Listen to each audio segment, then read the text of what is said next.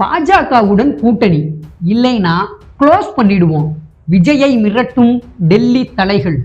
பணிவாரா அல்லது துணிவாரா? சிபிஐ பிடியில் டிவிகே, பயத்தில் விஜய். கூட்டணிக்கு வர்றீங்களா இல்ல கடையை சாத்துறீங்களா? இது ஏதோ ஒரு சாதாரண அரசியல் உரையாடல் கிடையாது.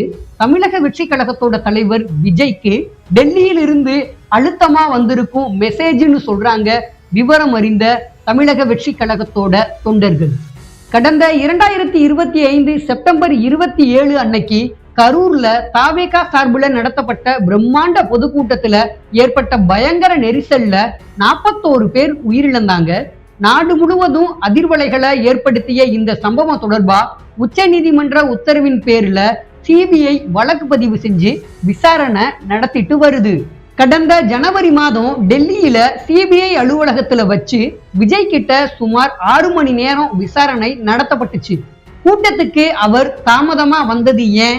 பாதுகாப்பு ஏற்பாடுகள்ல ஏற்பட்ட குளறுபடிகள் யாருடைய தவறு அப்படின்றது பத்தி பல கேள்விகள் எழுப்பப்பட்டுச்சு.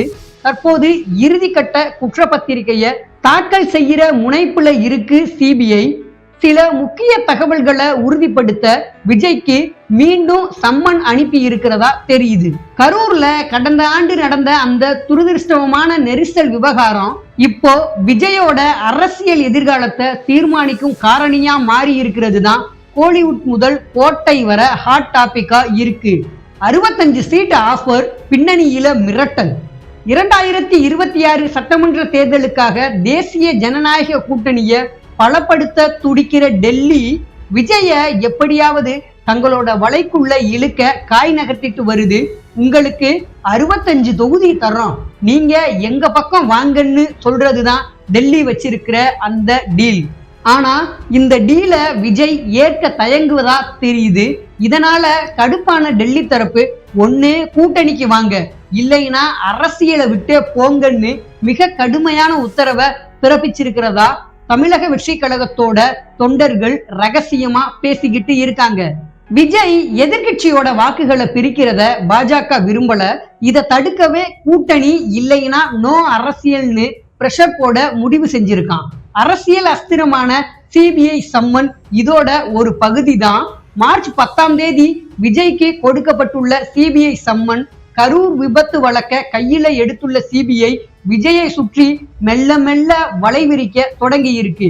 ஏற்கனவே டெல்லியில வச்சு மணிக்கணக்கில் நடந்து முடிந்த விசாரணைக்கு பிறகு மீண்டும் விசாரணைக்கு அழைப்பதன் மூலம் விஜயோட பிரச்சார வேகத்தை குறைக்க திட்டம் தீட்டப்பட்டிருக்கு.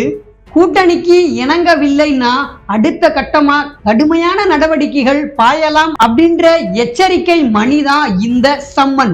கட்சி ஆரம்பிக்கும் போது இருந்த அந்த தெளிவு இப்போ இல்ல.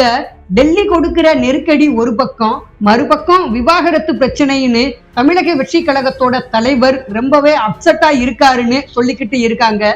பெண்களுக்கான உதவித்தொகை, இலவச சிலிண்டர்னு விஜய் கொடுத்த திட்டங்கள் எடுபடுமா அல்லது இந்த சிபிஐ மிரட்டல்ல கட்சி கரைஞ்சு போகுமான்ற கவலை தொண்டர்கள் கிட்ட தொற்றி கொண்டிருக்கு. அது மட்டும் இல்லாம அதிமுக, பாரதிய ஜனதா கட்சி, பாட்டாளி மக்கள் கட்சி ஒன்றிணைந்து ஒரு வலுவான கூட்டாட்சி முறையை உருவாக்க முயற்சி நடைபெறுவதா கூறப்படுது. இந்த கட்சிகளோட தாவேகாவும் இணைய வாய்ப்பு இருக்கலாம்னு அரசியல் வட்டாரங்கள்ல பலத்த யூகங்கள் எழுந்திருக்கு. இந்த மெகா கூட்டணியோட பலம் மற்றும் இடப்பங்கீடு குறித்த கணக்குகள் தான் தற்போது விவாத பொருளா மாறி இருக்கு.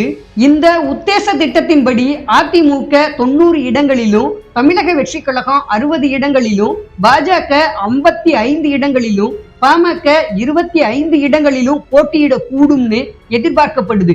அதாவது மொத்தமுள்ள 234 தொகுதிகள்ல இந்த கட்சிகள் தங்களுக்குள்ள பலமான தொகுதிகளை பிரிச்சு கொள்வதன் மூலம் ஆளுங்கட்சிக்கு எதிராக ஒரு பெரிய சவாலை முன்வைக்க முடியுன்ற நம்பிக்கையே இந்த கூட்டணியோட அடிப்படையா இருக்கு. பல ஆண்டுகளா தமிழ்நாட்டுல நிலவி வர்ற இருமுனை போட்டியை உடைச்சு ஒரு பலமான கூட்டணியாட்சி முறைய மக்கள் முன்னால வைக்கிறது தான் இவங்களோட முக்கியமான நோக்கமா பார்க்கப்படுது. இந்த திட்டத்தோட முக்கிய அம்சம் அதிகார பகிர்வு முறைன்னு சொல்லப்படுது.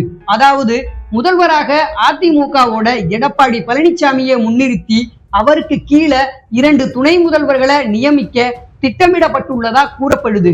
அந்த வகையில பாஜகவோட நயினார் நாகேந்திரன் மற்றும் தமிழக வெற்றி கழகத்தோட தலைவர் விஜய் ஆகியோர் துணை முதல்வர்களாக பொறுப்பேற்க கூடும்ன்றது தற்போதைய அரசியல் யூகங்களோட உச்சமா இருக்கு.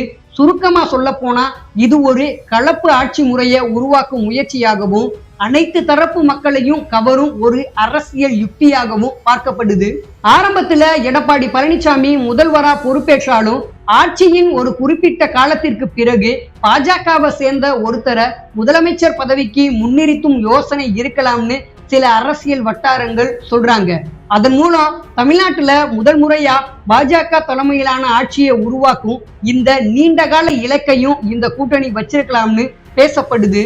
அதாவது ஒருபுறம் அதிமுகவோட செல்வாக்க பயன்படுத்தி கொண்டு மறுபுறம் விஜய் போன்ற இளம் தலைவர்களோட மக்கள் செல்வாக்க அறுவடை செய்யும் யுக்தியாகவே பார்க்கப்படுது. வாக்காளர்கள் இதை ஒரு புதிய அரசியல் முயற்சியா ஏத்துக்கிறாங்களா அல்லது பாரம்பரிய தனி கட்சி ஆட்சியையே விரும்புறாங்களான்றது வரப்போற தேர்தல் முடிவுகள்ல தான் தெரிய வரும். இந்த டீலுக்கு விஜய் என்ன சொல்ல போறாரு? பாஜக கூட்டணிக்கெல்லாம் போனா மாற்று அரசியல்ன்ற அஸ்திரம் உடைஞ்சு போகும்னு விஜய்க்கு வார்னிங் வேற போயிருக்கான்.